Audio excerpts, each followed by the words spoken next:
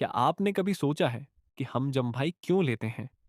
जब हमारा दिमाग थक जाता है या ऑक्सीजन कम पड़ती है, तो हम जम्भाई लेते हैं ताकि ज्यादा ऑक्सीजन अंदर जा सके और दिमाग फिर से एक्टिव हो जाए। लेकिन मजेदार बात यह है, जम्भाई सिर्फ थकान में नहीं आती। अगर आप किसी को जम्भाई लेते देखते हैं, तो आपको भी जम्भाई आने लगती है।